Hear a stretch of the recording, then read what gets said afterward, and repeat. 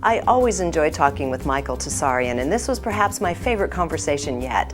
Knowing of Michael's deep knowledge of the Druidic culture, I asked him if we could switch topics at the last moment and speak to the reemergence of the feminine.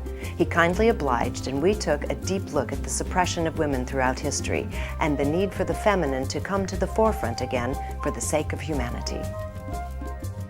You're speaking specifically about women, and that's where I would come in, is that women today have lost all sense of what it is to be feminine.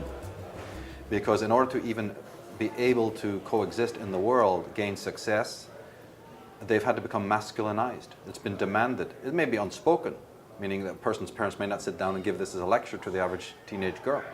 But society is permeated with that unless you suit up like a guy, unless you cosmetize yourself according to certain models that they put on television, unless you completely have beaten yourself up about your looks, about your complexion, about your height, about your level of intelligence, about your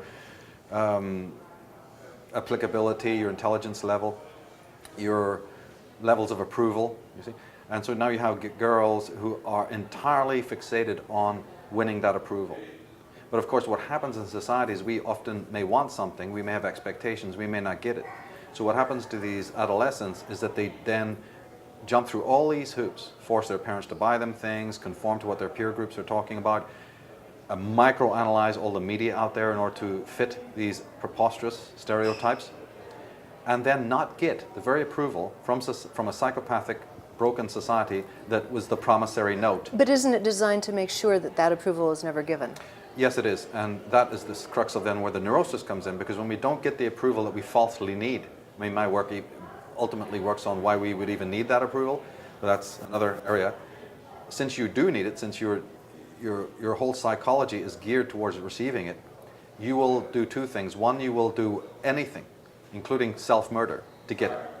You will become a completely attuned, acculturated person, because you feel that I will get it if I jump through these hoops, if I look like the latest model, if my speech is, the way that I speak is born from television lingo, if I mimic, and if I conform. And the other thing is then when you find out that you're not really getting the approval, then comes the inevitable neuroses. And it's at this point when the neurosis sets in that Big Brother is watching. This is what Big Brother is hoping for. He's not really empowered while you're going through the early stages. He is empowered when you start becoming neurotic, because the neurotic individual is far more susceptible to control. You won't want to miss this one. Go to ConsciousMediaNetwork.com for the full-length interview.